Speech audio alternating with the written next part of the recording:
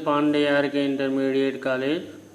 जैसा कि आज कक्षा 10 का जो कि आज पाठ 6 महादेवी वर्मा इनके जीवन परिचय के बारे में हम पढ़ेंगे। ध्यान दें। आधुनिक मीरा के नाम से प्रसिद्ध महादेवी वर्मा का जन्म सन 1907 ईस्वी में होली के दिन फर्रुखाबाद उत्तर प्रदेश में हुआ था। कि आधुनिक मीरा के नाम से मशहूर हैं, जो कि महादेवी वर्मा का जन्म 1907 ईस्वी में होली के दिन ही फर्रुखाबाद जो कि उत्तर प्रदेश में आता है वहीं इनका जन्म हुआ था। इनके पिता श्री गोविंद साय इंदौर के एक कॉलेज में अध्यापक थे और इनके पिताजी जो गोविंद साय थे इंदौर जो कि मध्य प्रदेश में पड़ता है वहाँ एक कॉलेज में अध्यापक थे तथा माता सरल हृदय धर्मप्राणा महिला थी और इनकी माता भी सरल हृदय अच्छे स्वभाव वाली धर्मप्राण महिला थी। महादेवी बड़ी कुशाग्र बुद्धि बालिका थी। वह पढ़ने में बहुत तेज थी और बचपन से ही माँ से रामायण महाभारत की कथाएं सुनने रहने के कारण इनके मन में साहित्य के प्रति आकर्षक उत्पन्न हो गया और ये अपनी माता के द्वारा महाभारत की कथाएं रामायण की कथाएं सुनती रहती थी। फलतः मौलिक काव्य रचना इन्होंने बहुत छोटी आयु से आरंभ कर दी थी और प्रयाग विश्वविद्यालय से जो कि इलाहाबाद को हम प्रयाग कहते हैं संस्कृत में एमए करने के बाद ये प्रयाग महिला विद्यापीठ में प्राचार्य हो गई और वहाँ की ये प्रधानाचार्य हो गई और 9 वर्ष की छोटी उम्र में इनका विवाह रूप नारायण वर्मा के साथ हो गया था और जैसे 9 साल की अभी बच्ची की उम्र होती है उसी समय महादेवी वर्मा की शादी हो गई। किंतु इन्हीं दिनों इनकी माता का स्वर्गवास हो गया और इसी समय उनकी माता की मृत्यु हो गई। इनके पति डॉक्टर थे परंतु दाम्पत्य जीवन में इनकी रुचि नहीं थी, लेकिन इन्होंने सोचा कभी जीवन में हमको कुछ करना है। इनके जीवन पर महात्मा गांधी का और कला साहित्य साधना पर कविंद्र रविंद्र का बहुत प्रभाव पड़ा। इन्होंने नारी स्वातंत्र्य के लिए संघर्ष किया और नारियों के लिए हर कदम में तैयार रहती थी। जो भी महिला इनके पास जाती थी वह हर संभव उन महिलाओं की मदद करती थी और अपने अधिकारों की रक्षा के लिए नारियों का शिक्षित होना आवश्यक बताया और इन्होंने नारियों के प्रति ये भी संदेश दिया कि अगर तुम लोग अपने अधिकार को पाना चाहते हो तो तुम लोगों का भी शिक्षित होना बहुत जरूरी है। कुछ वर्षों तक महादेवी जी उत्तर प्रदेश विधान परिषद की मनोनीत सदस्य रही और ये उत्तर प्रदेश विधान परिषद की मनोनीत सदस्य भी रही।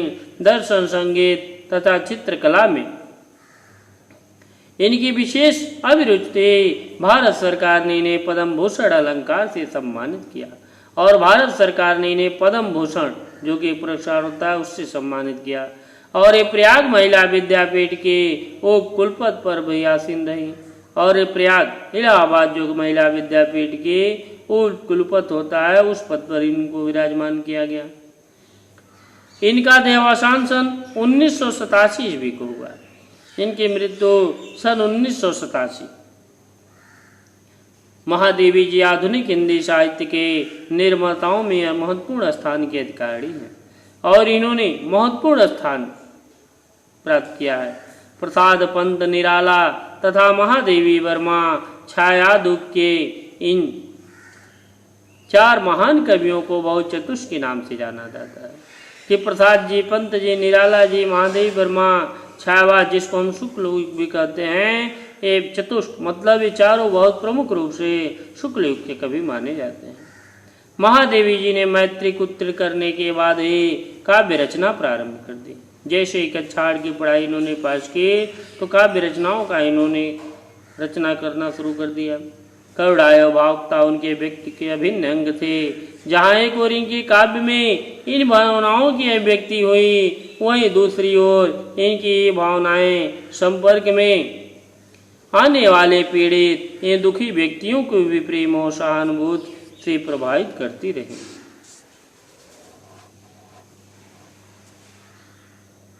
इनके द्वारा रचित काव्य में रहस्यवाद, वेदना एवं सूक्ष्म अनुभूतियों के कोमल तथा मर्म स्पर्शी भाव मुखरित हुई और इनके द्वारा रचित काव्य में रहस्यवाद की रहस्य मतलब बहुत अच्छी अच्छी कहानियाँ छुपी रहती थी। वेदना कौड़ा भरी रहती, सूक्ष्म अनुभूति कोमल मस्त कि इनकी रचनाएं पढ़ने के बाद इनकी लिखी गई पुस्तकें काफ़ी मन को मोह लेती थी। इनकी रचनाएं सर्वप्रथम चाँद पत्रिका में प्रकाशित हुई।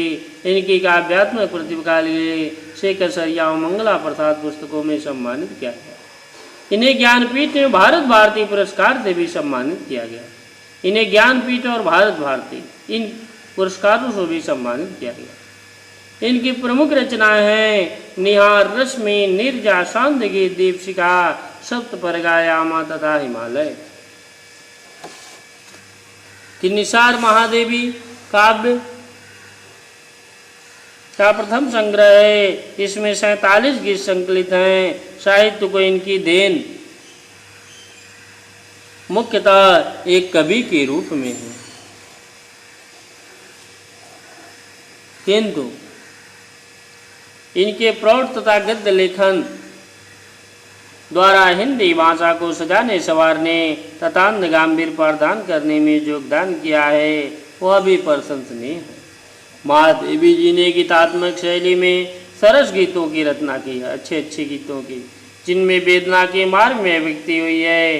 अपने गीतों में इन्होंने सीम अगोचर परोज ईश्वर ब्रह्मा के प्रति प्रेम का विनिर्देशन किया है। दौधों के दुखवाद तथा करुणावाद भी इन पर बहुत प्रभाव था। इन्होंने अपने गीतों में स्निग्ध, सरल और तस्म प्रधान कड़ी बोली का प्रयोग किया है। साहित्य तथा संगीत के मणिकांचन सहयोग द्वारा गीत की विधा को विकास की चरम सीमा तक पहुंचा देने का श्रेय महादेवी जी को है। कवि हृदय से लेकर और कल्पना के सतरंगी आकाश में बैठकर इन्होंने जिस काव्य का सृजन किया वह स्मरणीय रहेगा। धन्यवाद।